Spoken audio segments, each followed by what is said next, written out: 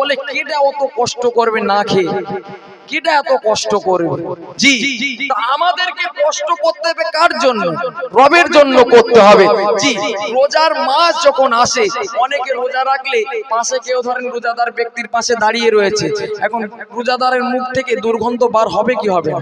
সারাদিন বান্দা যদি না খেয়ে থাকে, দুর্গন্ধ হওয়াটা স্বাভাবিক, দুর্গন্ধ হওয়াটা স্বাভাবিক। এখন পাশে এক আমার প্রিয় বন্ধু ছিল, ও জীবনে আমার মুখ থেকে কখনো গন্ধ পায়নি, কিন্তু রোজা থাকতে গিয়ে দূর করে আপনার রোজা থাকতে গিয়ে গন্ধটা পেয়ে গিয়েছে। যেই গন্ধ পেয়ে গিয়েছে ও বলছে সত্যিতে খুব নোংরা। ও আদেও কি নোংরা? নোংরা নোংরা না। কেন? যে বান্দা রোজা রাখে ওই বান্দার মুখে দুর্গন্ধ আমার আল্লাহ পাক রব্বুল আলামিনের কাছে মিশকে আম্বারের চেয়েও দামি। সকলে বলুন সুবহানাল্লাহ। মুসলমান ঘরের ছেলেরা, মেয়েরা, বাবেরা, ও নবী পাকের প্রেমিকেরা, রাসূলুল্লাহ আমার সোনা জবানে জানিয়ে দিয়েছে, বাবা সাহাবারা আমি রাসূলুল্লাহ জানিয়ে দিলাম, আল্লাহ পাক রব্বুল আলামিনের যে বান্দা বান্দিরা রোজা রাখে, রোজা রাখার পরে তারা ইফতার নিয়ে সামনে বসে থাকে, ইফতারকে সামনে নিয়ে বসে থাকে, বাবা সাহাবারা কেন জানো বসে থাকে? তারা সারা দিন না খেয়ে আছে, একটা নির্দিষ্ট সময় সীমা বেঁধে দেওয়া আছে। আল্লাহর বান্দারা যতক্ষণ ওই সময়টা না হয় ততক্ষণ ইফতার করে না, অপেক্ষা করতে থাকে। আমার আল্লাহ পাক রব্বুল আলামিনের যখন হুকুমটা হয়ে যায় ওই হুকুম মোতাবেক বান্দারা ইফতার করতে থাকে, রোজাদার বান্দারা ইফতার করতে থাকে।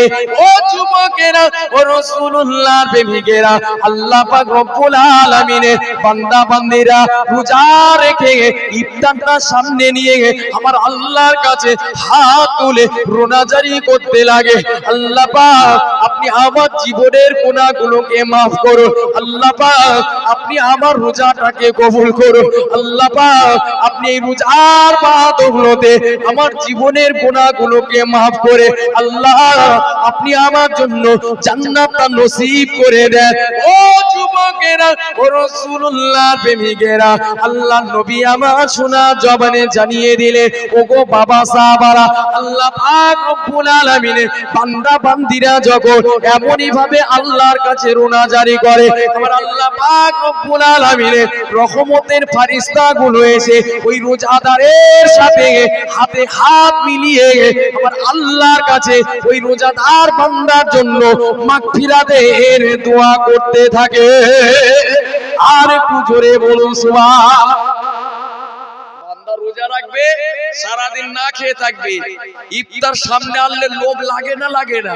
কিন্তু আল্লাহর ভয়তে বান্দা ইফতার করে না, বান্দা দোয়া করে আল্লাহর কাছে, আর আল্লাহর রহমতের ফেরেশতারা ওই বান্দার সাথে হাতে হাত মিলিয়ে দেয়, আল্লাহর কাছে ওই বান্দার জন্য মাগফিরাতের দোয়া করতে থাকে। সকলে বলি সুবহানাল্লাহ।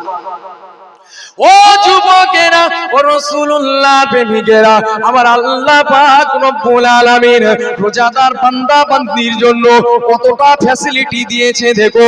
আমার আল্লাহ পাক রব্বুল আলামিন রোজাদার বান্দা বান্দির জন্য কতটা মহব্বত করে, কতটা প্যার করে। আমার আল্লাহ পাক রব্বুল আলামিন বান্দা বান্দিরা রোজা রাখবে, রাতের বেলায় তারাবি পড়বে, কোরআন তেলাওয়াত করবে, তাসবিহ তাহলিল করবে, জিকির আজকার করবে। ও যুবকেরা, শয়তান যত আল্লাহ পাক রব্বুল আলামিনের বান্দা বান্দীদের ধোঁকা না দিতে পারে, এই জন্য তো আমার আল্লাহ পাক রব্বুল আলামিন দুনিয়ার বুকে যত শয়তান ছড়িয়ে ছিটিয়ে আছে ফেরেশতাদেরকে হুকুম দিয়ে দেয়, এ আমার ফেরেশতারে, এ আমার ফেরেশতারা, আমার গুনাহগার বান্দা বান্দীরা, আমার পিয়ারা হবে, পিয়ারা নবী, নবী মুহাম্মদুর রাসূলুল্লাহর উম্মত উম্মতানি গুলো আমি আল্লাহ পাক আমার রিজামন্দি হাসিল করার জন্য তারা রোজা রাখে, কিন্তু শয়তান ওদেরকে ধোঁকা দিয়ে থাকে। আমার ফেরেশতারে আমি আল্লাহ পাক জানিয়ে দিলাম, ওদেরকে বেড়ি পরিয়ে ফেল, ওদেরকে লোহার শিকল পরিয়ে ফেল, যাতে করে আমার বান্দা বান্দীদেরকে ধোঁকা না দিতে পারে, যাতে করে আমার বান্দা বান্দীগুলো এই রমজান মাসে আমি আল্লাহ সহি সালামতের সাথে তারা রোজাটাকে আদায় করে নিতে পারে। আল্লাহর বান্দারা রোজা করবে, শয়তান ধোঁকা দেবে, এটা কখনো হয়? হয়। আর শয়তানের তো অভ্যাস, কেন? ওকে যখন আল্লাহ পাক রব্বুল আলামিন নবী আদমকে সেজদা করতে বলেছিল, তখন ও সেজদা করেছিল না? করিনি, অহংকার করেছিল, তাকব্বুর করেছিল। আমার আল্লাহ পাক রব্বুল আলামিন ওকে আমার আল্লাহর রহমত থেকে বঞ্চিত করেছিল। আল্লাহর কাছে সেই সময় চেয়ে নিয়েছিল, আল্লাহ আপনি আমাকে একটা মাটির তৈরি আদমের সাথে আপনি আমাকে তুলনা করলেন। আমি হলাম আগুন, আমার কাজ হলো সব সময় উপরের দিকে ঠেলে ওঠা, আর মাটির কাজ কি? পায়ের তলায় থাকা। আল্লাহ, আপনি ওকে আমাকে সিজদা করতে বলছেন, এটা কখনোই সম্ভব নয়। ওই সময় আল্লাহ পাক যখন রহমত থেকে বার করে দিল, আল্লাহর রহমত থেকে বার করে দিল, আপনার শয়তান ইবলিস আল্লাহর কাছে চেয়ে নিল, আল্লাহ আপনি আমাকে কিয়ামত পর্যন্ত হায়াত দিয়ে দেবেন। আল্লাহ, আপনি আমাকে হায়াত দেন, আর আপনি এই ক্ষমতা দেন যেন আদম সন্তানের প্রতিটা শিরা উপশিরায় আমি ঢুকতে পারি, ওদেরকে ধোঁকা দিতে পারি, আর ওদেরকে আমি যেন জাহান্নামের রাস্তা দেখাতে পারি। আমার আল্লাহ বললেন, এই ইবলিস যা, আমি আল্লাহ তোর ক্ষমতা দিয়ে দিলাম, তোর সেই শক্তিও আমি আল্লাহ দিয়ে দিলাম, আর তোর কিয়ামত পর্যন্ত হায়াতকে আমি আল্লাহ দিয়ে দিলাম। তবে আমি আল্লাহ জানিয়ে দিলাম, তোরা আমার বান্দাদেরকে ধোঁকা দিবি, তোরা 82 বার ধোঁকা দিবি, আমি আল্লাহ আমার বান্দা বান্দীদেরকে 83 বার ক্ষমা করে দেব। সকলে বলি সুবহানাল্লাহ। আল্লাহর বান্দারা রমজান মাসে রোজা করবে, শয়তান ধোঁকা দেবে, এটা কখনো হতে পারে না। কারণ আমার আল্লাহ পাক রব্বুল আলামিন আদম সন্তানদেরকে ভালোবাসে, আর সবচাইতে আমাদের কেন বেশি ভালোবাসে? কারণ আমরা হলাম প্রিয় নবীর গুনাহগার উম্মত। সকলে বলি সুবহানাল্লাহ। তাহলে আমি 3টে কথা বললাম। কটা? এক হলো, যে ব্যক্তি রোজা রাখবে, রোজাদারের মুখের দুর্গন্ধ আমার আল্লাহর কাছে মেশকে আম্বারের চাইতেও বেশি দামি। দ্বিতীয় নাম্বার হলো, যারা রোজাদার এরা যখন ইফতার করতে বসে, ফারিস্তারা এদের সাথে দুয়ায় হাত মিলিয়ে দেয়, শরীক হয়ে যায়। তৃতীয় নাম্বার হলো, শয়তান এদেরকে ধোঁকা দিতে পারে না। এবার আসি 4র্থ নাম্বার বৈশিষ্ট্য কি আছে। মুসলমান ঘরের ছেলেরা, মেয়েরা, বাপেরা, ও নবী পাকের প্রেমিকেরা, আমার আল্লাহ পাক রব্বুল আলামিন বান্দা বান্দীকে কতটা ভালোবাসে, কতটা মহব্বত করে, কতটা প্যার করে। যে বান্দাটা প্রতিদিন প্রতিনিয়ত রোজা আদায় করতে থাকে, রমজান মাসে একটা রোজাও বন্ধ করে না, একটা রোজাও মিস করে না, আমার আল্লাহ পাক রব্বুল আলামিন ওই বান্দা বান্দীকে প্রতিদিন নতুন নতুন নতুন নতুন সাজসজ্জা দিয়ে দেয়, সাজসজ্জা দিয়ে দেয়।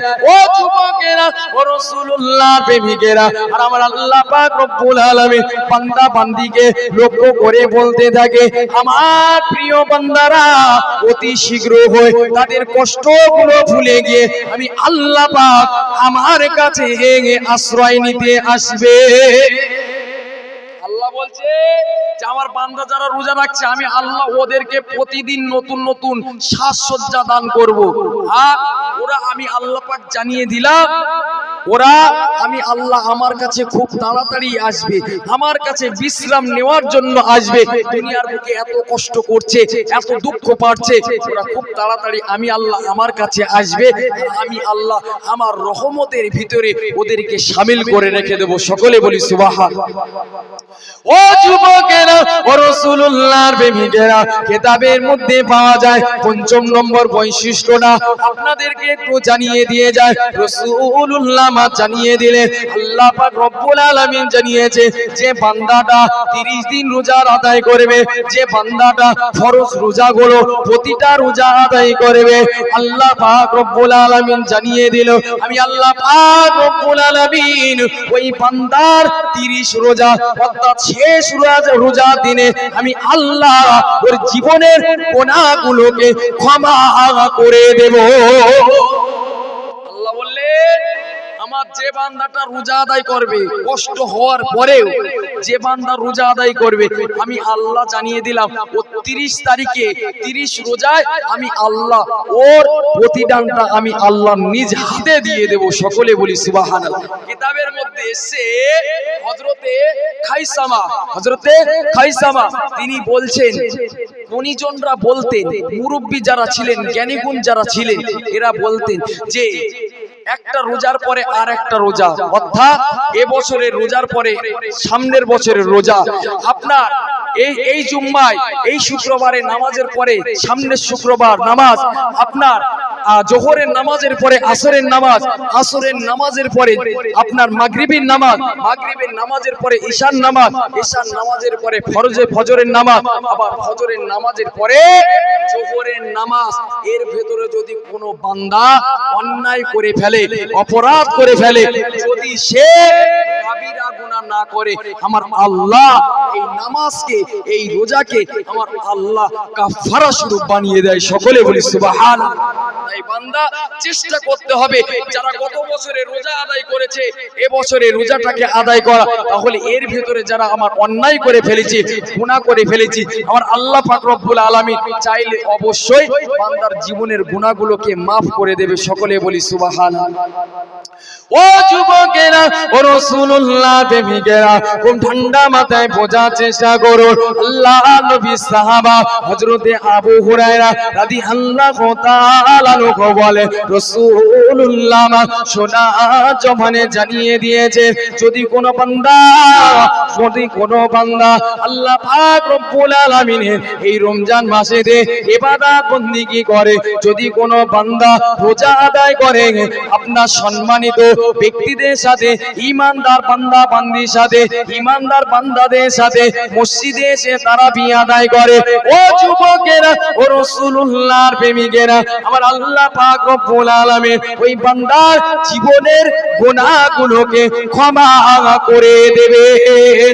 ও যুবকেরা, ও রাসূলুল্লাহর প্রেমিকেরা, রাসূলুল্লাহ মা জানিয়ে দিলেন, বাবা সাহাবারা, আল্লাহ পাক রব্বুল আলামিন এই রমজান মাসে এমন একটা রাতকে নির্ধারণ করেছে, এমন একটা রাতকে নির্ধারণ করেছে, আমার আল্লাহ পাক রব্বুল আলামিন জানিয়ে দিলে ওই রাতটা হলো হাজার মাসের চেয়ে উত্তম।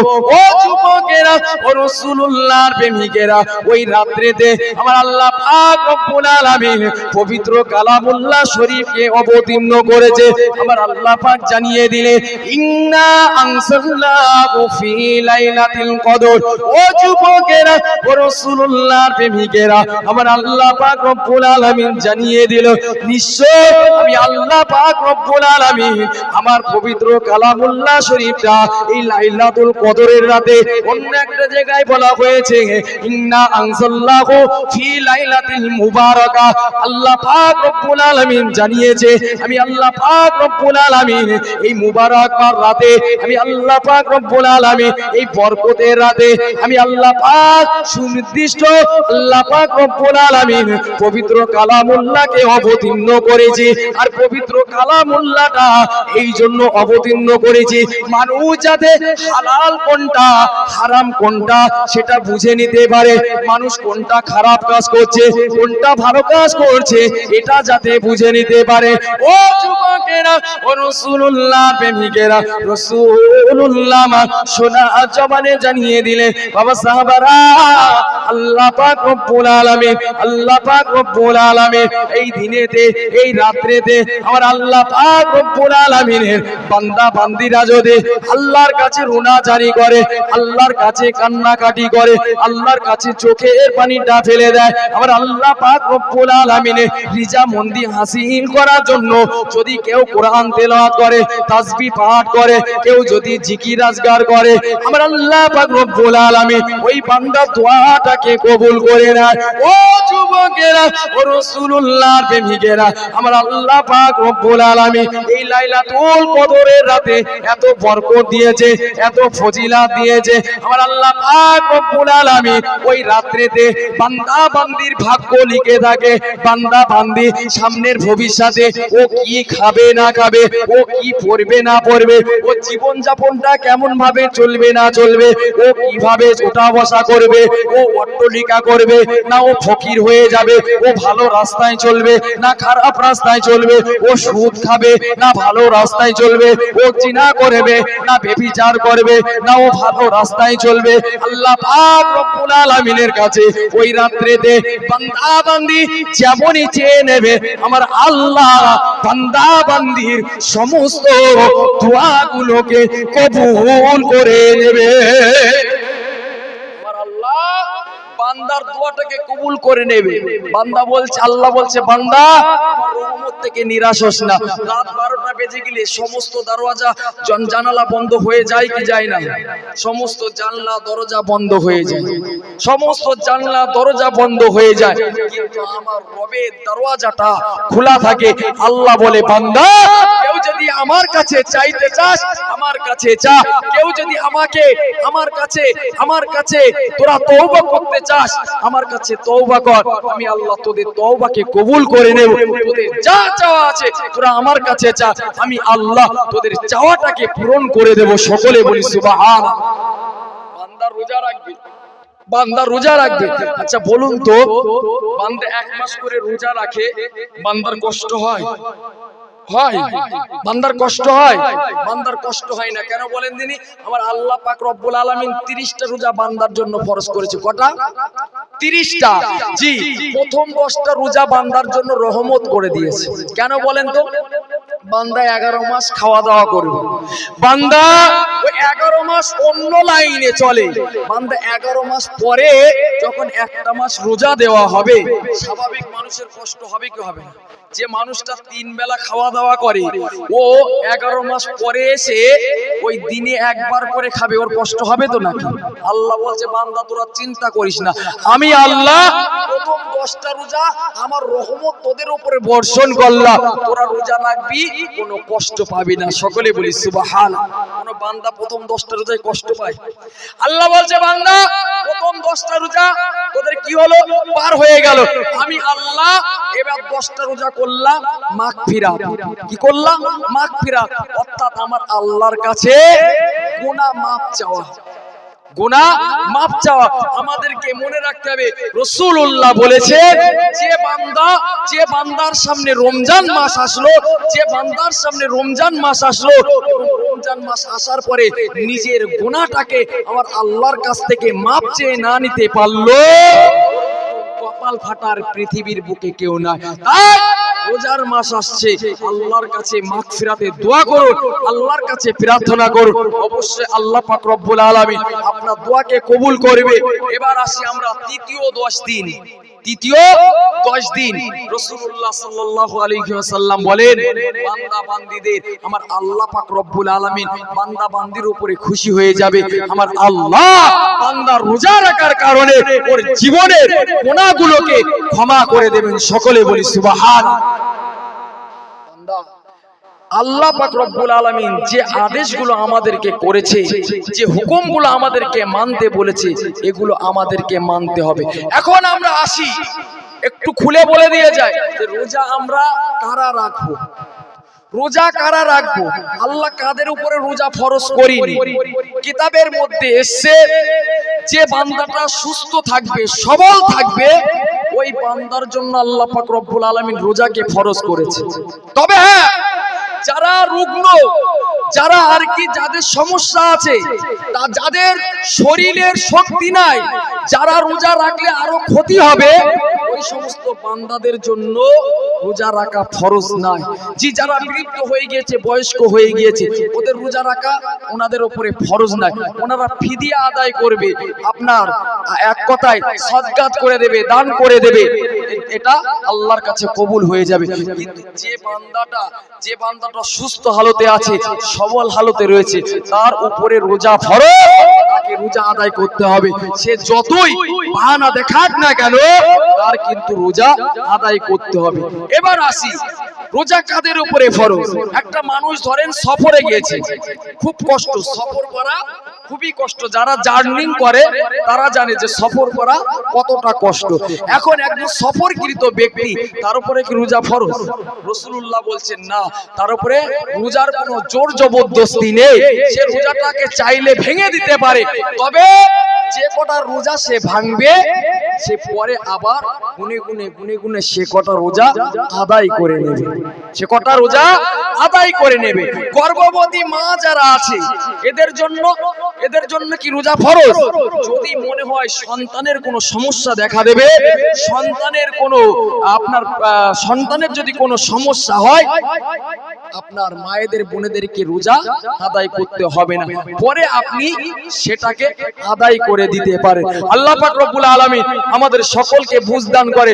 সকলে বলি আল্লাহুম্মা আমিন। দরুদ শরীফ পাঠ করেন। আল্লাহুম্মা সাল্লি আলা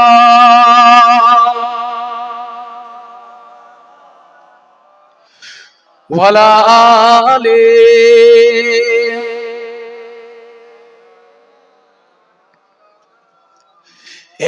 একটি বছর পরে আবার ফিরে এলো মাহে রমজান।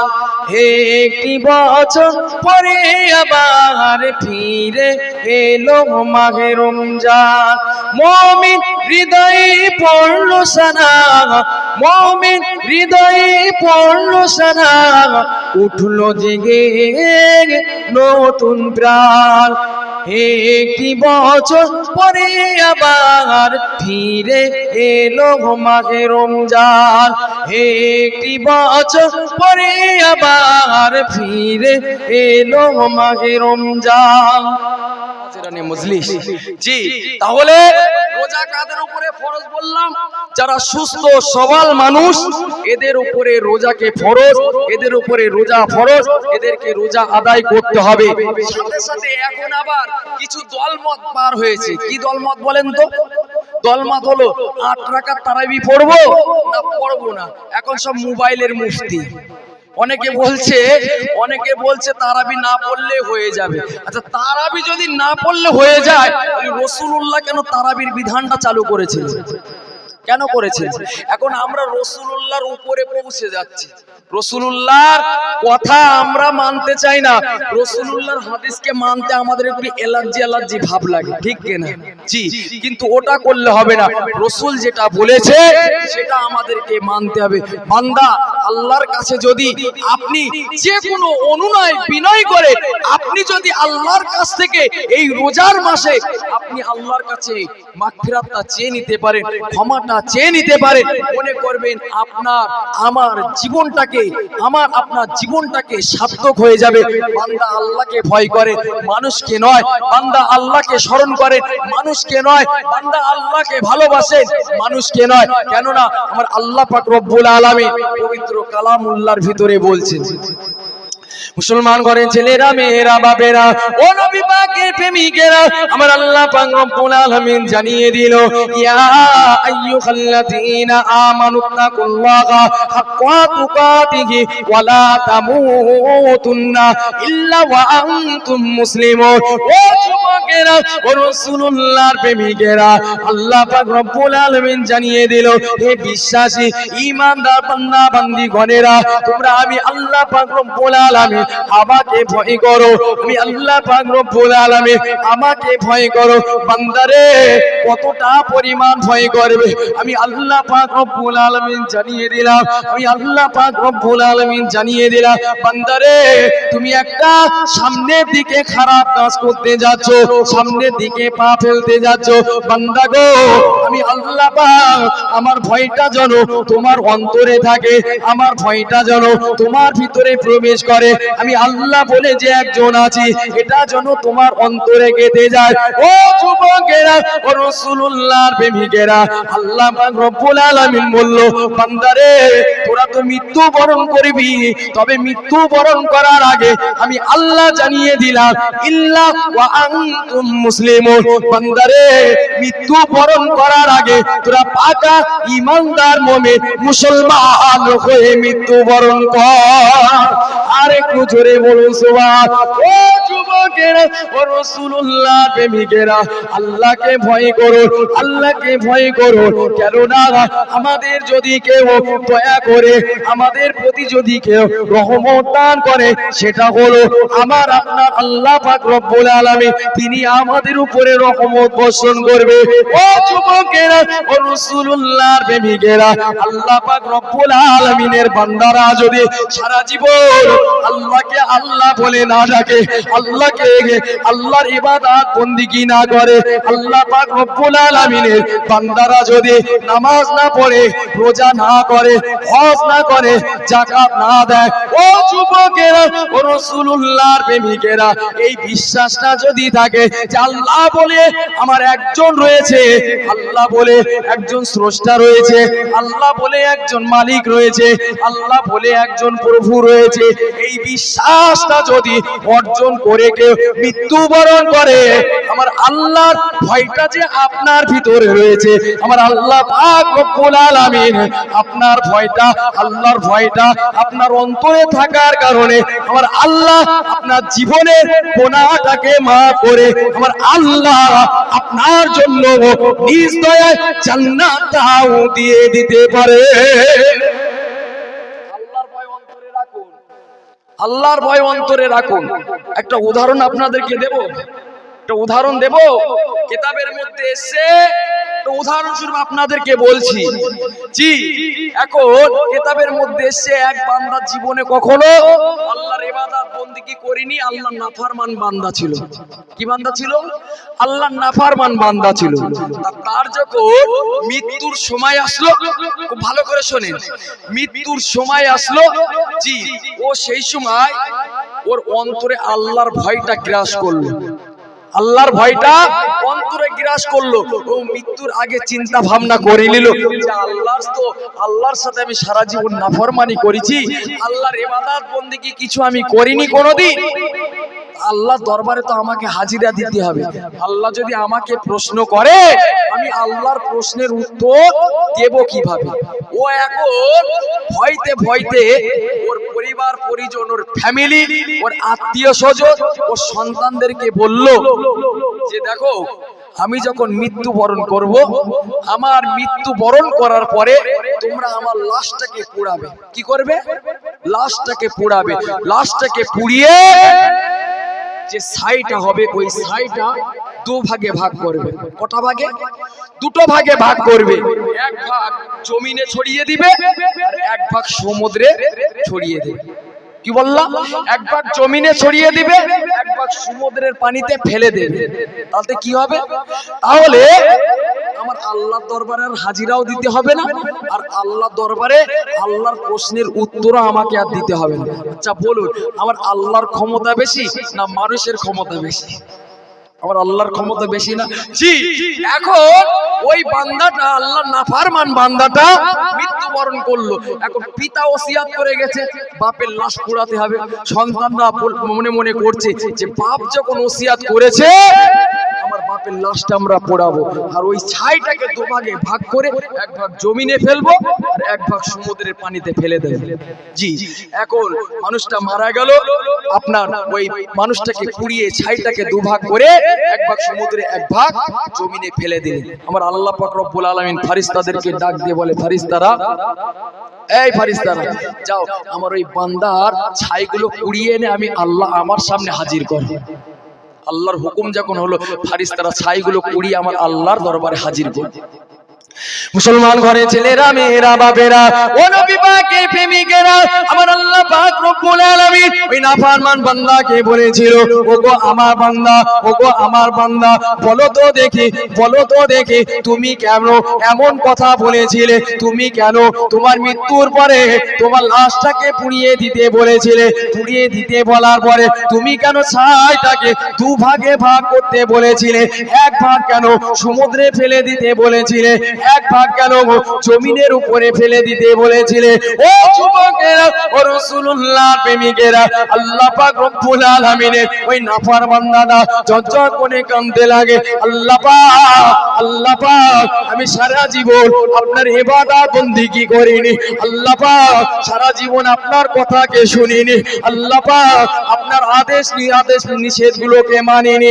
ও রব্বি আল্লাহ পাক, আমার যখন মৃত্যু সময়টা হয়ে গেল, আমার আমার যখন মৃত্যুর সময় আসলে আল্লাহ পাক আমার মনে বড্ড ভয় লেগে গেল, আমার মনে বড় ভয় ঢুকে গেল, কেননা আপনার সামনে আমাকে হাজিরা দিতে হবে, আল্লাহ পাক আপনার সামনে আমাকে আসতে হবে, আপনি যে আমাকে প্রশ্ন করবে, আপনি আমাকে জিজ্ঞাসা করবে, আল্লাহ পাক আপনার প্রশ্নের উত্তরটা আমি দিতে পারবো না।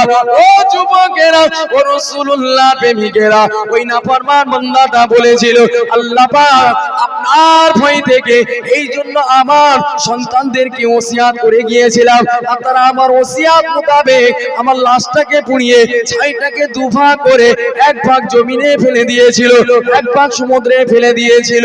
ও যুবকেরা, ও রাসূলুল্লাহর প্রেমিকেরা, আমার আল্লাহ পাক রব্বুল আলামিন ওই নাফরমান বান্দার উপরে খুশি হয়ে গেল, কেননা নাফরমান বান্দার ভিতরে আমার আল্লাহর যে ভয়টা গ্রাস করেছিল, আমার আল্লাহ পাক রব্বুল আলামিন যে ভয়টা পাকড়াও করেছিল, এই ভয় পাকড়াও করার কারণে আমার আল্লাহ পাক রব্বুল আলামিন ওই বান্দার উপরে খুশি হয়ে গেল। আমার আল্লাহ ওর জীবনের গুনাহগুলোকে ক্ষমা করে আমার আল্লাহ ওই বান্দার জন্য জান্নাত দিয়ে দিয়েছিল। আর একটু জোরে বলুন সুবহান। আল্লাহ দয়া কম না বেশি? এই কথা বলে আল্লাহ দয়া কম না বেশি? বান্দা অন্যায় করবে তো স্বাভাবিক, বান্দা যদি গুনাহ না করে রব বলে যে একজন আছে সেটা বান্দা জানবে কি করে? আর বান্দা যদি গুনাহ না করে রব কাকে ক্ষমা করবে? কথা বলে না, রব কাকে ক্ষমা করবে?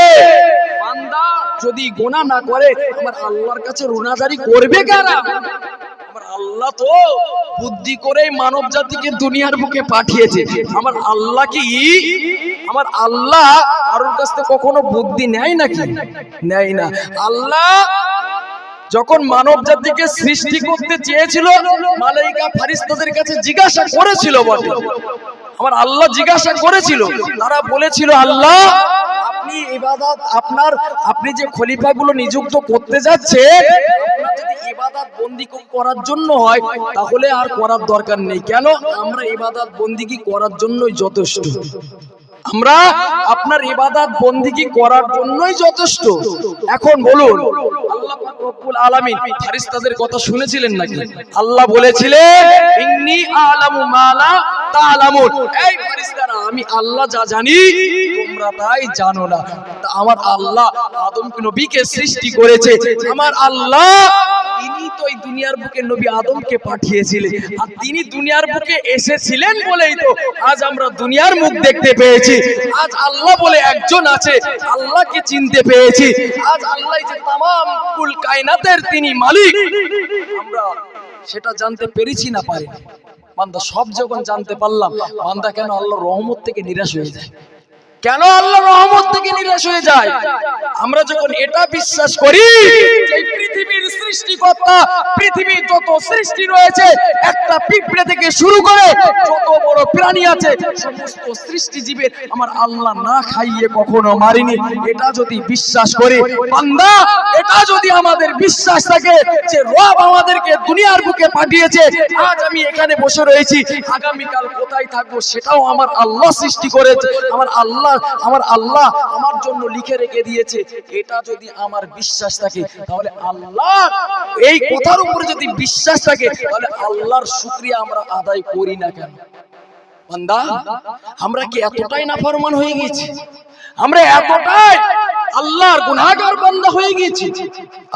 তুমি মনে রাখতে হবে, গুনাহ হলেও আপনাদেরকে হাত ধরে বলে যাব আল্লাহর কাছে সবচেয়ে, আল্লাহর কাছে সব সময় তানার কাছে রহমতের, আপনার তানার কাছে মাগফিরাতের দোয়া করুন, রহমতের দোয়া করুন। আল্লাহর কাছে বলেন আল্লাহ আল্লাহ আপনি যদি আমাকে পাপী করে মৃত্যু দেন, আল্লাহ আপনি আমাকে কাফের করে মওত দেবেন না। আল্লাহ আল্লাহর কাছে আপনি দোয়া করেন, আল্লাহর কাছে দোয়া করেন আল্লাহ আপনি যদি আমাকে পাপী করে মৃত্যু দেন আপনি দেবেন, কিন্তু আমাকে বেদিন হালতে মৃত্যু দেবেন না। আল্লাহ আপনি আমাকে হেদায়েত দেন।